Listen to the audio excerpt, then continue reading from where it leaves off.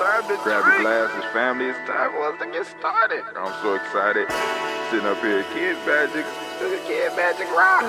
Shots out. Here we go.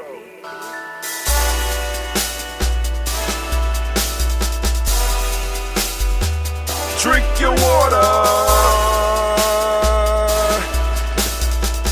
Come on, drink your water, but first, take your breath and drink some water. Take your breath. Take your breath and drink some water. Take your breath. Take your breath and drink some water.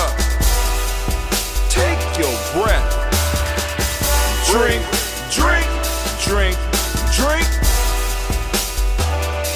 Or should I say, breathe, then drink. Remember the importance of that breath, family. Pull that breath in. We're going to be doing some breath work at Gye-nyame. Oh, man, we should have been doing breath work. You should have been working on some of the breaths. We got all that available for you. I'll put a link so that you can find it. Remember that the e-course is going to be coming out. But before I get all into that,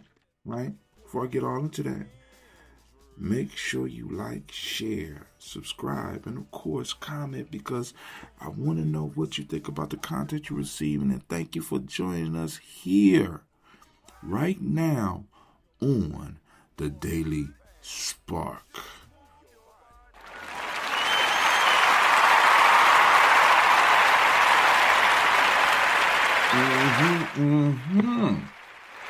I'm so glad that you could be here with us in this moment, family. I want to say great Ujima to all of you, because we are on the day of Ujima. Clap it up for the Ujima babies. Yup. And for those of you that's going to be learning the lessons of Ujima today, man, Also, we are in the week of Imani, so of course we want to give the Imani babies a round of applause, but we also want to clap it up for those who are going to take it to the next level and start looking at Imani through the lens of Ujima and get the lesson.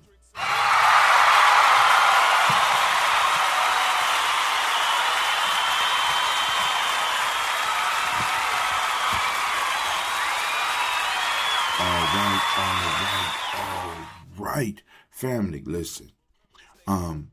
We are standing on the day of Ujima, and I want to make sure that you get everything that you are supposed to get. So, first, I want to give you the proverb of the day, which is patience can cook a stone. That's from the Fulani people. And also, I want to make sure that I plug you into the algorithm of the day, and it's the algorithm. Listen to it. I flow like blue water, supporting the whole while moving toward the goal. Oh my God. See, those two fit together so well, right? Like I said, to get my notes or my conversation before the actual podcast, join the Telegram group down in the description. Go in there, click that link. You know what I'm saying? Let's exchange information so you can get in touch with me. I get in touch with you, right? But then in there, you'll see a link for the Telegram. Get the Telegram group, right? Join the Telegram group. I'm sorry. I heard something sound like somebody was coming in the door for me. I dropped down into my stance, ready to do my thing, y'all. Hey, but, shook me up. I'm lost. Where was I at? Well, anyway, let's do our thing. Patient can cook a stone. All right. Now, just a few words on that, right? Our elder, the elder of Tawi family, as well as he the Baba of a lot of stuff.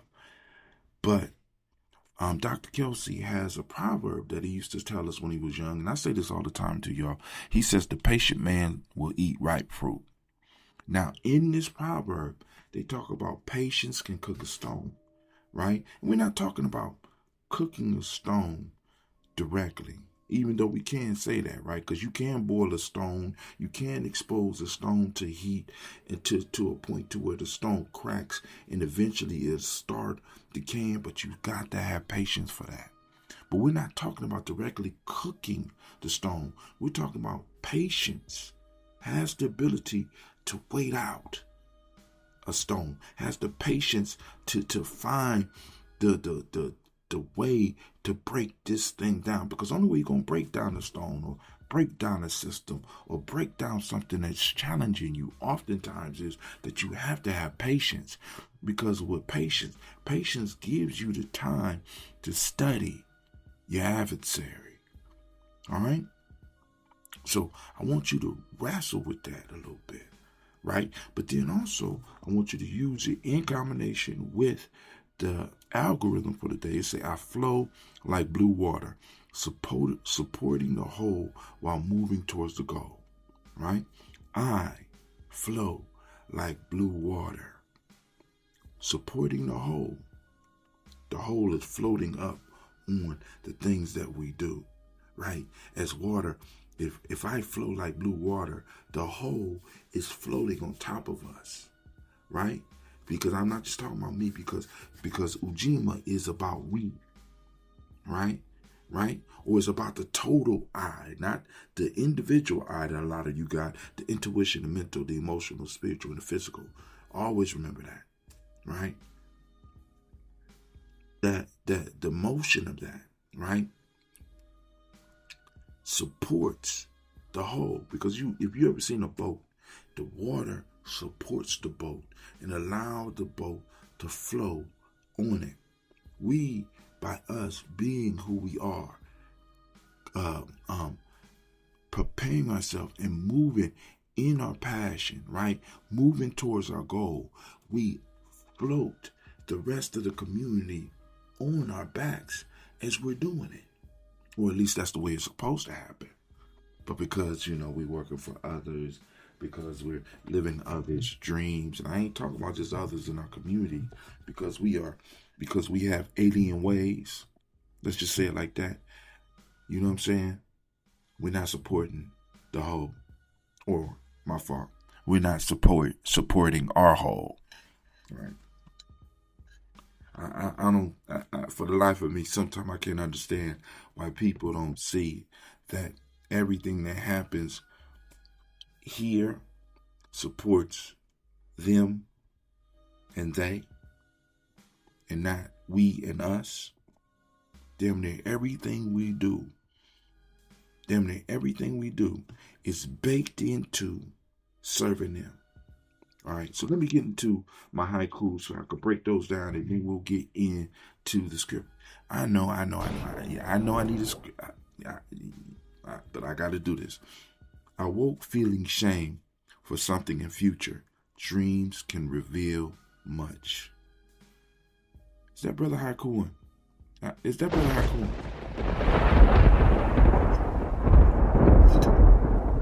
I won't go in as deep on this one. My producer just came up in my mind. Brother High-Tip, stop talking. Let the thunder go. All right. Shouts out to Miss Tiandra. Listen. I woke up feeling shame for something in future. Dreams can reveal much. I woke up and I had to review my day because I'm like, did I do what the fuck I was in the dream? So if I didn't do it then, did I do it in the past? I'm like, no, I ain't doing it in the past. So maybe it's something in the future. And maybe it's something I need to catch hold of right now. See, because once again, moving towards summer camp, I'm preparing myself for a role. I'm preparing myself to do things, right? And part of it is I've been dipping back into the meditation piece. And what starts to happen is when you start doing the breath work, right? Things start becoming a lot clearer. My dreams are becoming a lot clearer now, right? And it's like I'm remembering them. I'm like, damn. And I went a little bit more in depth on this in the Telegram, so I won't belabor the point here. But I woke up feeling shame now. This is the point that I want to get across to you. In my dream, something happened. Now, the one thing that I could share with you is that I was going to buy some sandals. People talk about my sandals, man. These sandals was thorough, dog. You know what I'm saying? I mean, like, people call my sandals Jesus sandals all the time. But these motherfuckers, these look like Jesus. These was like handcrafted leather, um, flat foot, just designed perfectly. I'm like, damn. But there was only $120. And in my dream, I told myself, I ain't got enough to pay for those. And I'm sitting up here like, well, goddamn. If even in my dreams, right? If even in my dreams I have limits, what in the hell am I doing? Right? At least in my dream world. You know what I'm saying? I'm like, damn. But then people like, but not Jim, you didn't know you was dreaming. Shame on me. I'm 58. One of the virtues is the virtues. Yes, the virtues. One of the virtues says I must be able to distinguish between the real and the unreal. Right? I mean, I guess we just think our ancestors is just throwing around these heuristics, this crystallized wisdom for nothing. If I can't tell the difference between the real and the unreal, and even if in my dream I'm like, damn, I ain't got $120, I'm like, damn, right? But the shame, let me get to that. Shame is one of the weapons that is used by this system as well as your personality. And those that want to get into that, y'all need to get on the Telegram and let me know. Throw me some questions on here so that we can have a discussion about the difference between the self and the personality. Right? It's because that's an important discussion. Very important discussion. And why self-mastery is actually a misnomer. We at Gye-nyame know it's a misnomer. And for those that don't know what a misnomer means, it means a misnaming for several reasons. And that's a serious discussion that we need to have. But shame, blame, guilt, mad, sad, scared, the 7 unbalanced passions, these are all things that hold us captive to our personality, which is shaped by the system that we are in. So, as I start doing more internal work, these things are going to be turned on. These things are going to be used to put me back in my place, and possibly they may be being used in your life. You ain't better than everybody else. Think you better than us. You can't never escape this. You in this for life. Shame, blame, and guilt will hold you in a position that is painful, hold you in a place that no longer feeds you. Mad, sad, and scared will tear up many an opportunity. Come on now. Gye-nyame, we moving past all that. We got to get past all that so that we can operate in peace, power, and joy. You understand what I'm saying? So we can operate as our full self. So that we can operate in authenticity. So that we could be surrounded by others who are growing. This is the goal of what we're doing here. But anyway, that's the first haiku. A friend came to me and greeted me on this day, showing all 8 legs. Now, that was something that happened to me this morning. I won't go into that. If you want to find out more about that, go to the Telegram as well. But I'm going to say this. Our ancestors communicate with us in many different ways. The creator, the ancestors, the universe, whatever you want to call it communicates with us. And often it uses things in our lives. And what I'm telling you is to be open to the signs and the symbols. Become symbol literate, as we talk about in Gye-nyame. All right. Next haiku, starting ritual based on new meditation we share with tribe. I won't go into that one. Next one, water meets the stone, No battle, just patient flow. The rock turns to sand. That one was actually coined by my Gye-nyame steward, right? But and it gives me credit for it. So I got to go back to my book and see if I wrote this one. But if not, I want to give proper credit because, you know, the Gye-nyame steward is trained on all of the Gye-nyame shit. So it writes like Gye-nyame. You know what I'm saying? It's old man G, right? All right. This is one by me. Blue waters within, flowing through all obstacles, preparing for new. Now, so when you really start embracing the culture and you really start embracing the system, right? What starts to happen is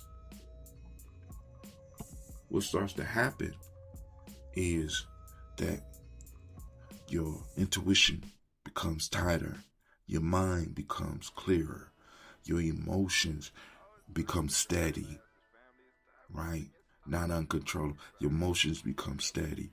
Your spirit starts to align and things start to fall in place because your spirit you're able to hear your spirit because you got your intuition working. And all 5 parts of these beings start working together within your body to wash away a lot of shit in your life. But before you are able to wash it away in the external part of your life, it starts flowing within you first. That's the blue water I'm talking about. That's the water. It starts flowing through and it starts removing obstacles. But as this happening, once again, the defense mechanism of shame, blame, and guilt, mad, sad, and scared, the 7 unbalanced passions start attacking because you are moving outside of the program. This is not the program that this matrix is running on. And it needs to shut your shit down. So you need to be prepared. It's preparing you for something new. And if you've been walking with us this far, I know you're getting ready, right? But anyway, so let's get into the lesson for the day. Let's get it. I'm on script.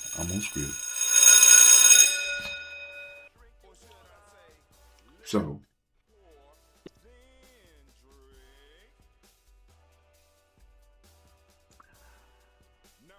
here's the actual haiku for the day. Drops of water join, turning into a river, canyon, bow, and yield. You hear both of the proverb and the ancestral algorithm in that. Our proverb of the day: patience can cook a stone. Pull up a chair on the Gye-nyame porch tribe and let's clear some air. We have been conditioned by a hyper-individualistic matrix to believe that we must carry the whole world on our own solo shoulders.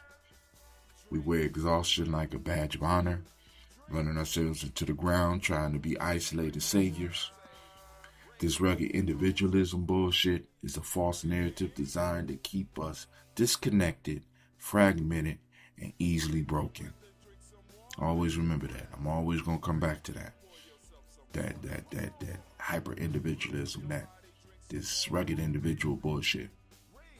When we buy into the illusion that we must handle every burden alone, we inevitably cultivate a heavy, toxic buildup of blame, shame, and guilt. We blame ourselves for not being superhuman, carry shame for our natural vulnerabilities, and let guilt freeze our hands from reaching out. But the elders left us an unshakable blueprint to dismantle this trap. It's called Ujima. Collective work, and responsibility. And they also left us this algorithm. We got this algorithm as well. I ain't gonna say the ancestors left it, but we got this algorithm as well. It say, I flow like blue water, supporting the whole while moving towards the goal. Once again, I flow like blue water, supporting the whole while moving towards the goal. Once again, I flow like blue water. I'm listening. I got you. Supporting the whole, okay, while moving towards the goal. In my book, 7 sticks. I go back to the story a lot. A wise father observed his children trapped in a destructive cycle of the unbalanced 7: fear, envy, pride, greed, sloth, lust, anger. They were constantly bickering and competing, trying to outdo one another for an isolated share of the family's inheritance. The father handed each child a single dried stick and showed them how effortlessly it could be snapped with a simple flick of the wrist. But when he gathered those individual sticks and bound them tightly together with twine of interdependence, the unified bundle became unbreakable. I am going to wear that story out. I'm going to wear it out until you are able to recite it, until you are in conversation and you start using it, right? Because we got to bring it home that we have to work as a collective. Your individual wealth, prosperity, and health is dependent on mine. And when we start viewing it like that, and when we start viewing it like I'm going to come back, I'm going to reincarnate, if you want to call it. I'm going to return back to the same family. Right? I want you to think about it. I'm going to return back to the same family. Right?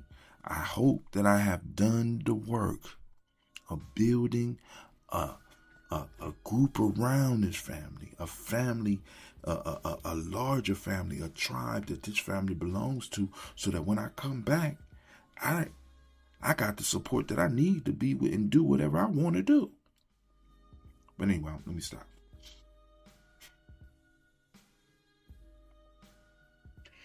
That is the blue frequency of Ujima, active in our lives. It is the cultural realization that your struggle is my struggle, and my victory is your victory. This is also called Ubuntu.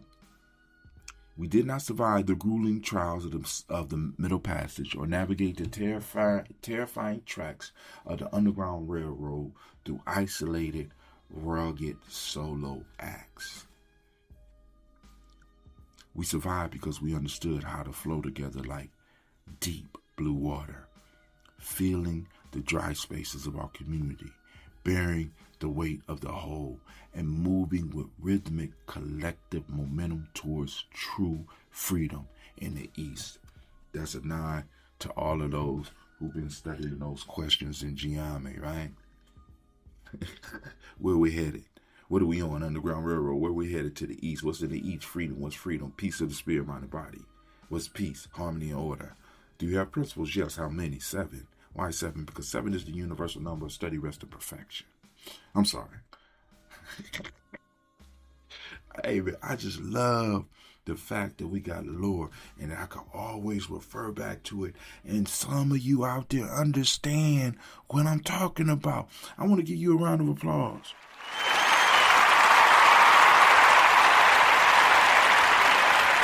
At least know where to go get it.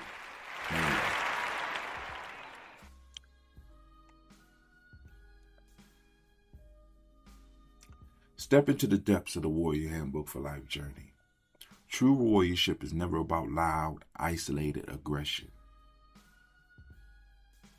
The real battle is internal and communal. It requires us to bring all 5 parts of our being, our intuition, mind, emotion, spirit, and physical vessel, into absolute inner harmony so that we can effectively align with our brothers and sisters on the outside. Our sisters have carried the heavy waters of our families for generations, often forced into structural isolation. Our brothers have worn rigid masks of pride, hiding their wounds in dark silence of the soul. Ujima calls both masculine and the feminine to drop the heavy, unnecessary armor. In the player's pyramid, we learn that we must direct our whole being into the collective container. To vibrate at the frequency of Ujima today, you must apply the subtractive approach. Of course, I knew it. I knew it. Some of you out there knew it, right? Stop. To vibrate at the frequency of Ujima today, you must apply the subtractive approach. Stop trying to add more tasks, more grind, or more solo pressure to your life. Instead, start scraping off the buildup of isolation.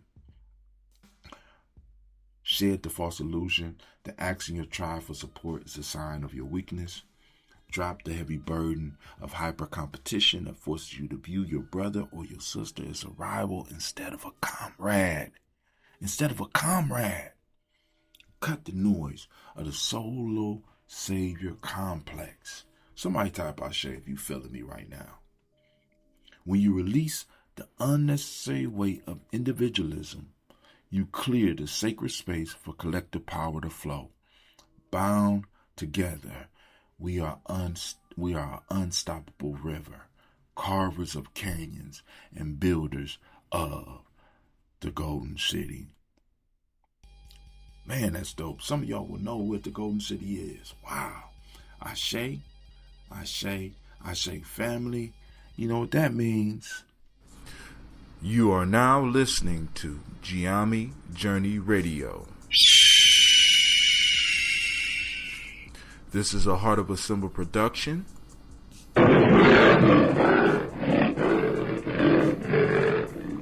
Where we strive to blow up your old paradigms.